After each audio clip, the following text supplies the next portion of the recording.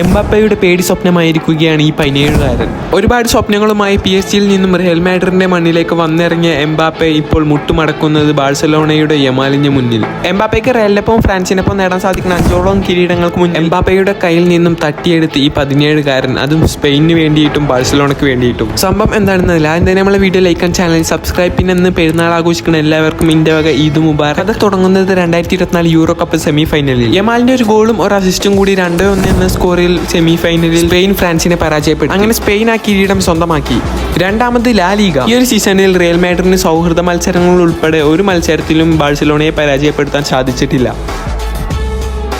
ഈ സീസണിൽ best under 23 പ്ലെയറായി തെരഞ്ഞെടുക്കപ്പെട്ടത് ലാമിൻ യമാലാണ്. മൂന്നാമത് സൂപ്പർ കോപ്പ ഡി എസ്പാന. ഈ ഒരു മത്സരത്തിലും ഫൈനൽ റിയൽ മാഡ്രിഡ് വേഴ്സസ് ബാഴ്സലോണയായിരുന്നു. ഫൈനലിൽ 5-2 എന്ന സ്കോറിൽ ബാഴ്സലോണ റിയലിനെ പരാജയപ്പെടുത്തി. ലാമിൻ യമാൽ ഒരു ഗോളും നേടി. നാലാമത്തെ ട്രോഫിയായിരുന്ന കോപ്പ ഡെൽ റേയിലും 3-2 എന്ന സ്കോറിൽ ബാഴ്സലോണ റിയലിനെ പരാജയപ്പെടുത്തി. അഞ്ചാമത് ഇതാ നാഷൻസ് ലീഗ് സെമിഫൈനലിൽ സ്പെയിൻ ഫ്രാൻസിനെ 4-5 എന്ന സ്കോറിൽ തോൽപ്പിച്ചു. ഇതിൽ യമാൽ 2 ഗോൾ നേടിയിരുന്നു. ഇത് മൊത്തം 5 ട്രോഫികളാണ് എംബാപ്പയ്ക്ക് വിജയിക്കാൻ സാധിക്കുന്നതിൽ നിന്നും എംബാപ്പയെ പുറത്താക്കിയത്. നാഷൻസ് ലീഗിന്റെ ഫൈനൽ ഇനി പോർച്ചുഗലുമായിട്ടാണ്. ഇതിൽ ആരായിരിക്കും വിജയിക്കുക, റൊണാൾഡോ ഓർ യമാൽ?